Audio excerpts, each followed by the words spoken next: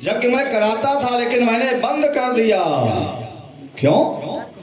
महाराज दशरथ के वंश में एक राजा हो गए हैं मानधाता, उनके पास कोई संतान नहीं थी। वशिष्ठ से कहे महाराज यज्ञ कराओ। सरजू के घाट पर यज्ञ होने लगी, वरुण यज्ञ। उस यज्ञ का नियम था कि यज्ञशाला में ही जजमान सोए। अब एक दिन पानी रखना मंत्री लोग भूल गए और दशरथ जी उसे में सो रहे हैं और जो कलश में पानी था मानधाता को प्यास लगी, बस पी लिया।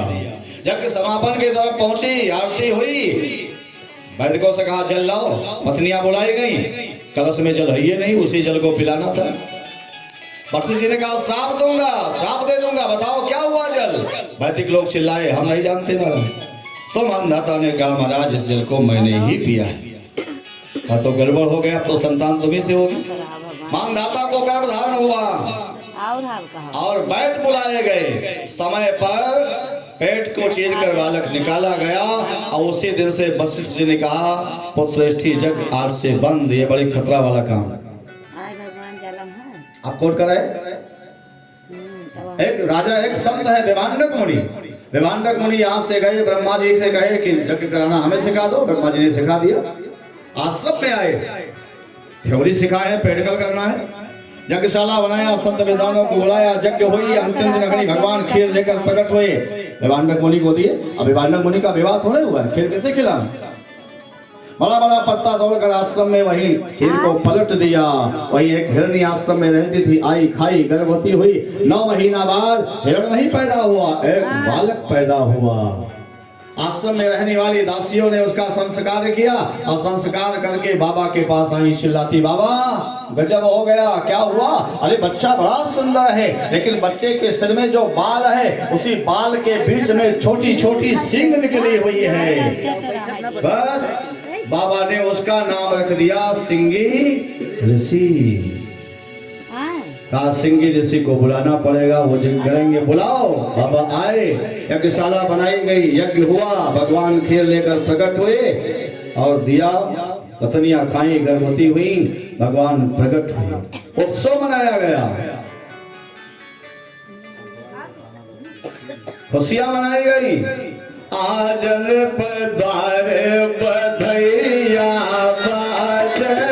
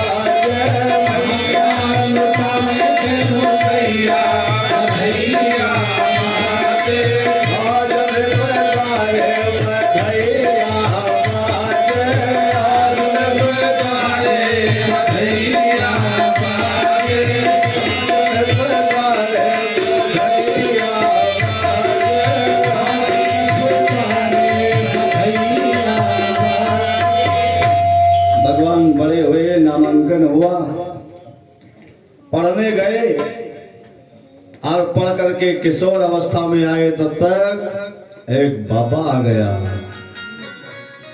जिसका नाम विश्वामित्र है। दशरथ जी से निवेदन किया, वशिष्ठ जी ने समझाया और लेकर के राम जी को चले गए यज्ञ की रक्षा के लिए। रास्ते में देवी ताड़का मिली, उसका वध किया, वैकुंठ गई। आश्रम में पहुंचे, जल यात्रा हुई और यज्ञ प्रारंभ हुआ। 4 दिन बीता, विश्वामित्र जी बाहर आए। राम जिसे बोले, राम हाँ प्रभु। हमारी यज्ञ में राक्षस पहले नहीं आते, तब जब धुआं निकलता है तब आते हैं। आज अग्नि मंथन होगा, धुआं निकलेगा, सावधान हो जाओ। राम जी ने कहा आप चिंता मत करो। अग्नि मंथन हुआ, धुआं निकला, जैसे धुआं देखा राक्षस ने तैसे तुरंत सबसे आगे मारीच आ गया। लक्ष्मण जी ने बाण निकाला, मारने जा रहे थे, राम जी ने रोका, मारो मत।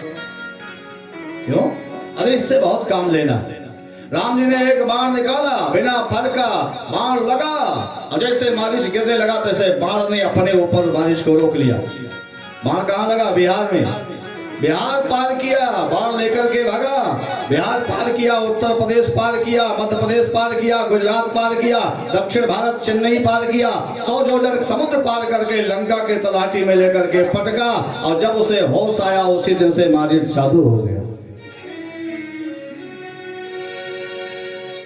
और राक्षस मारे गए। यज्ञ संपन्न हुई। यज्ञ संपन्न हो जाने के बाद सब संत की विदाई हुई। विश्वामित्र जी मन से बहुत प्रसन्न है। सब सो रहे हैं, राम जी भी सो रहे हैं। विश्वामित्र जी को नींद नहीं आ रही है, रात भर करवट बदलते रहे। सुबह जल्दी उठे, स्नान करके पूजन करने लगे। मन पूजन में भी नहीं लग रहा है। एक चेला आया, बाबा हाँ बोलो, बुरा तो नहीं मानोगे, कुछ पूछो। कहा पहले आपकी यज्ञ नहीं सफल होती थी तो आपको नींद नहीं आती थी, आज यज्ञ सफल हुई, बढ़िया खर्राटा मारकर सोना चाहिए, आप रात भर सोए नहीं। विश्वामित्र जी ने कहा ये बात नहीं है, राम को मैं यज्ञ के लिए लाया था, यज्ञ संपन्न हो गई, राम कभी भी कहा सकते हैं मुझे भेज दो, और मैं राम को अभी भेजना नहीं चाहता, इसलिए नींद नहीं आ रही। तब तक पेपर आ गया, पेपर पढ़ा, विश्वामित्र जी खुश हो गए। क्यों?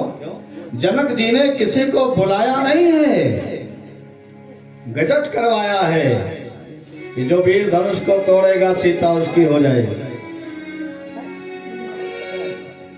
राम जी को बुलाया, राम यज्ञ तुमने देखा है? अरे महाराज अभी आपकी यज्ञ में करवा रहा था, यज्ञ देखा हूं, यज्ञ से मैं पैदा